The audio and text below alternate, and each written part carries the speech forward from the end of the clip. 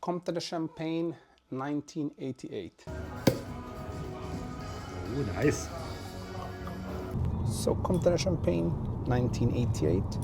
It's a while since I had this last. I think it was in, if I'm not mistaken, it was the 4th of December in 2021. And it was absolutely stunning. At that time, if I remember correctly, I felt that it could take a bit of time more. Of course, it's a young champagne, it's only from the 80s. So, but for this one, I'm expecting something of quite an extremely good experience. Let's say if it's below 96, I'm very disappointed. But I'm thinking it could go to 97, even 98, because 88 is such a good vintage for Comte. And you see from the bottle condition, already from here and there, it's pretty much as good as it can get. And I do love the Comte de Champagne labels. So. Nyt on niin paljon laseja pöydällä, ettei enää kuulu.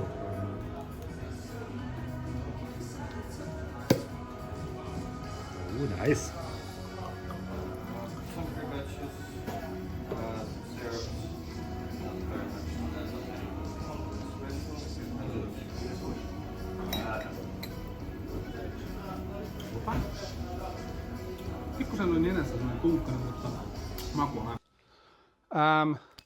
Here we have a disappointment, actually a quite huge one.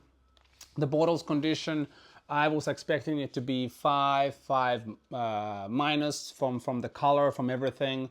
But upon opening, I had this odor of extra maturity. It had bubbles, you can see the picture, but for me, Comte is also so delicate. So if there's something off with it, so it's a bit like overaged in a sense. So it had basically the storage issue at some point of the life. I only had the bottle for a couple of months, so I doubt it's from this, it's from previous life, but this is the reality of this, and also why I selected another Comtes. Of course, there's only Dom Pérignon, Comte, and well, we'll have Crystal and everything else is coming also, but I do these in the order. But this is a big part of things. It's disappointments. I paid the money for this. I shared my friends, and we had a disappointment. But at the same time, we had this one, and we also had the 92 Œnothèque, and this one won the show. This other one was great. So there's always somebody that comes in and swoops up, because I was waiting. This is the youngest one of them, so it should be, everything should be, but then it comes with a surprise. Yeah, I didn't even finish my glass or anything, because I was so sad and disturbed by it not being like this, because the last time I had this was in December 21. I think it was the 4th of December.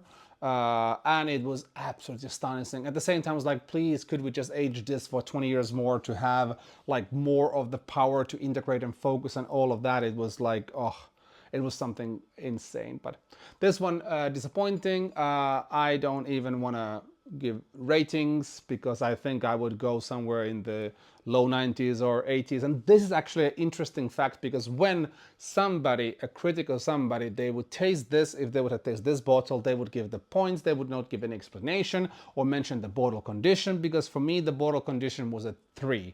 And for me, this is fairly, everybody was still enjoying in that, but I'm for the perfection. I'm disappointed in anything less than perfection, because I'm used to that thought of a perfection.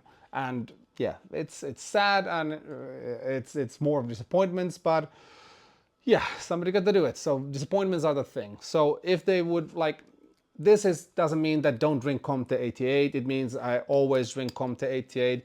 A bottle like this it's going to be around 600 euros, something like that. Is a market price where you can always get. Of course, sometimes somebody can find it cheaper on an internet auction. They kind of move still these, because they made quite a bunch already at that time. Currently, Comte, they make around 350,000 bottles. I don't know what they did in the 80s.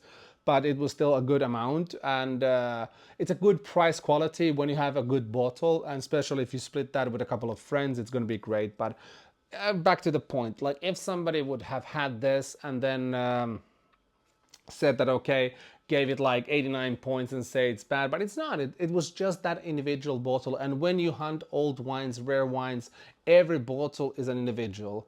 And after you have had a perfect bottle, you can have some sort of a clue, a judgment of the vintage. And if you've been following the vintages for a decade or something, then you can actually understand little bit, or let's say you understand how little you get of anything, and that's where the point I am. I understand how little I know everything, and that's about it. So drink Comte, disappointing. Off to the next adventures. Will drink Comte 88 again if it comes across my path, and a bit of sadness and a silent few seconds for this bottle.